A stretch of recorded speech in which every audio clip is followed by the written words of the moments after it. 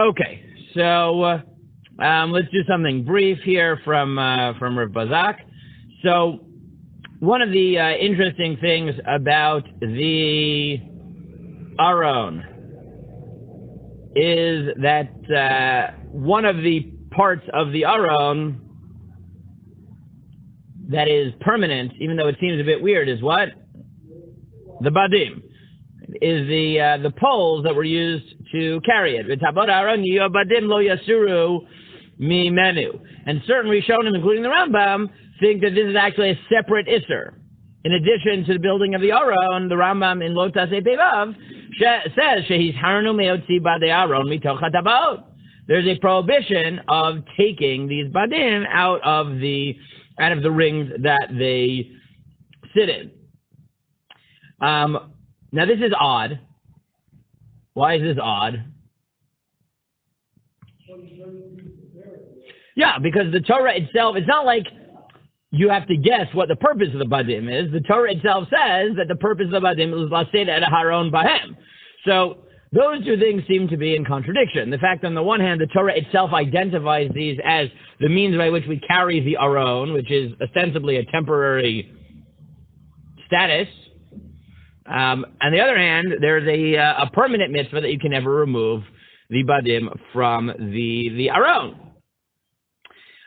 So the chinuch tries to solve this entirely technically by saying, Al kein nitzavenu leval nasir badei aron mimenu, pen niyet tzrichim laseit im aron l'shum makom b'mehirut, v'ulai mitoch hadirdav ha'chipazon lo nivdok yafeh liyot badav chazakim kol tzorech, shevachas v'sholom yipol ve'ev zekvodo. Maybe one day you'll have to run out with the Aron, and in your haste you won't check if the badim are secured enough, and so you'll run out and it'll fall, and that's not its kavod, so you should leave it there all the time. Right? It's like, always leave... I don't know. Right? It's like always have a backup tire, right, in your car, just in case you have a flat. So always have I don't know if that's a great mashal, whatever. Always have have these attached just in case you need them, or whatever.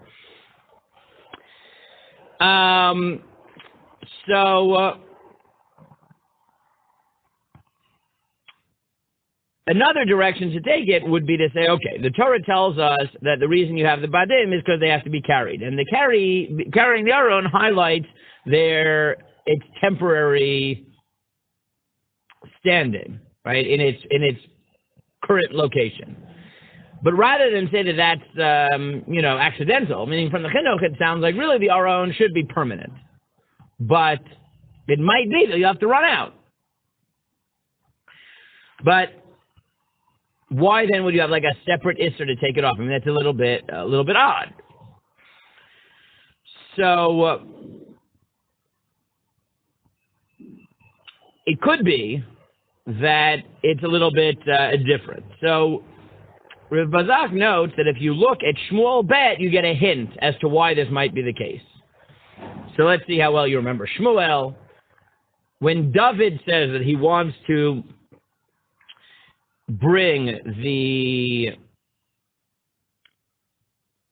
Aron to Yerushalayim, then he wants to build the Beit Mikdash. Right? So God tells him, "Don't worry about it; it's not time yet, and don't worry about me so much," right, so to speak. Right? I mean, David says, "Look, I'm building my palace. I'm building where I live. Shouldn't I have the Beit Mikdash?" Even the Navi thinks that makes sense, but God says, "Don't worry about it. It's not time yet, and I'm okay." And why does God say it's not such a big deal? He says, "Kilo yashafti bevayit lemiyom aloti et bnei Yisrael mitzrayim v'yom hazeh v'yem mitalech b'ol mishkan." Because I've never dwelled anywhere. I've been mitalech. Right? Like, don't worry. God's presence. I haven't been in a set place, and that's okay. Right? Eventually, you'll build a Beit Mikdash, but don't worry about it so much. Right? Since we left Mitzrayim, I've been wandering. But that means that what is wandering? It's not just the Mishkan which is wandering. Even when it sat for hundreds of years, God defines his presence in the Mishkan as mitalech, right? As temporary. And where is God's presence manifest in the Mishkan, so to speak, or represented to be manifest in the Mishkan? Between the Kruvim, on top of the Aron. So it could be that the reason that the Badim are in the Aron is to represent the fact that the Mishkan is definitionally the temporary space, the temporary manifestation of God's presence. And then even if it's not moving, right, it's symbolic of the fact that it's temporary. Now, what's the problem?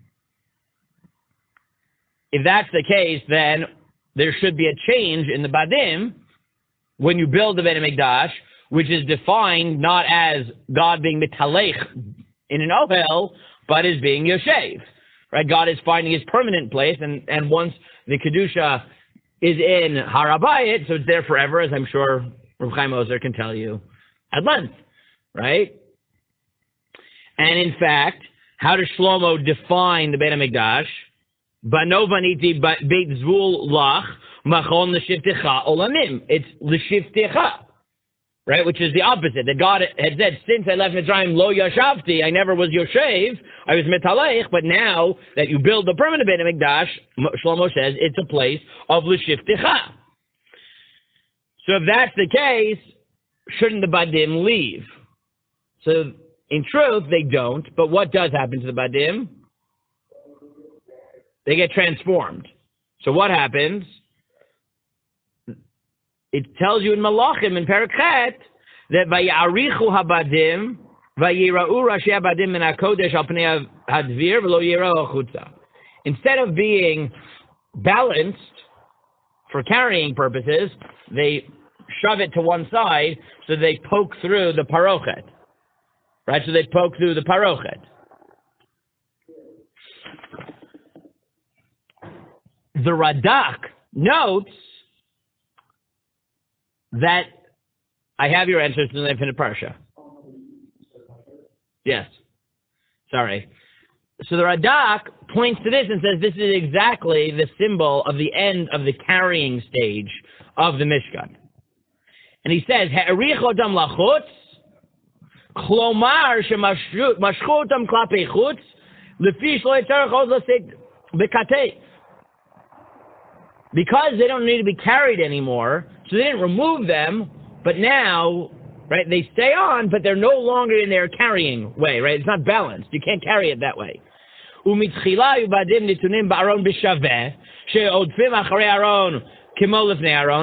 when they had to be carried, it was equi-balanced, right? It was half of it on one side, half on the other, so that you could carry it on your shoulders.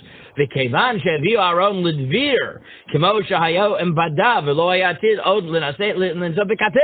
that they're no longer to be carried,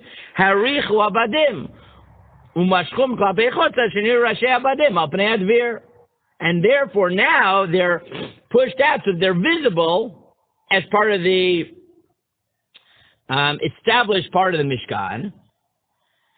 Mishkan. Which is the symbolic expression of the fact that God's presence is now permanently there.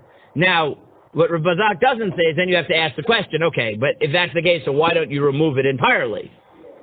Right? So here I think you could offer different things. One would be to say, yes, God chose, his place, so to speak, in this world. But it's still important to have a reminder of the fact that God doesn't really dwell in any place. Right? Meaning this is symbolic. In the end of the day, God doesn't live anywhere. So it's helpful to have a reminder of the fact that the Aron moved and that wasn't a problem.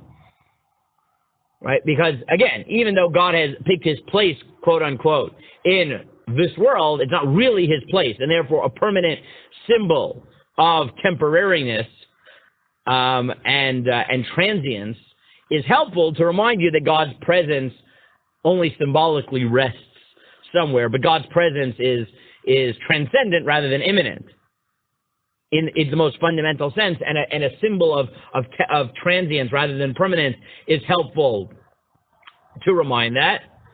Alternatively, you could understand, if you wanted to follow the Radak to its logical extreme, you could say, no, it's true that the Badim are still there, but now they serve something completely different. The fact that they are there and protruding through the parochet, actually, it's the same badim, but it's completely different.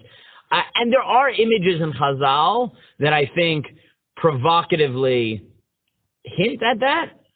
Chazal, in their, it's one of these things that if Chazal hadn't done it, I don't think any modern rabbi could do it. But Chazal are unabashedly sexual in the imagery that they invoke in the Mishkan, and the badim is one of those images, right? Where how do Chazal express the badim? What is the image of the badim for them? So they view the protrusion of the badim through the parochet as the image of breasts, right? Of protruding like through a tight shirt, essentially, right? And right, I haven't fully worked out all their metaphors there, but it could be that if you wanted to follow the Radak and you want to follow Chazal, you'd say, no, the badim have now transformed into a symbol of intimacy, right? And the same objects that once expressed God's transience now express something totally different. And again, you could take, this imagery in Chazal and say it's now the place of utmost intimacy. Or you could come up with some other image. It doesn't really matter to me in the sense that methodologically, right? One way would be to say the point of the badim is to hint at transience. The other is to say no.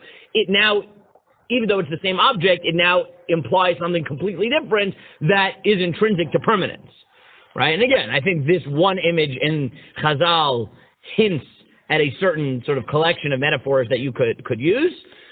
You could probably come up with others, though that's definitely one of the possibilities that Chazal are not shy about, and they do point to the badim as one of the images in that collection of metaphors. So it could be that it's part of that. I haven't fully worked out the ideas, but I think you could definitely point in that direction if you wanted to. Okay.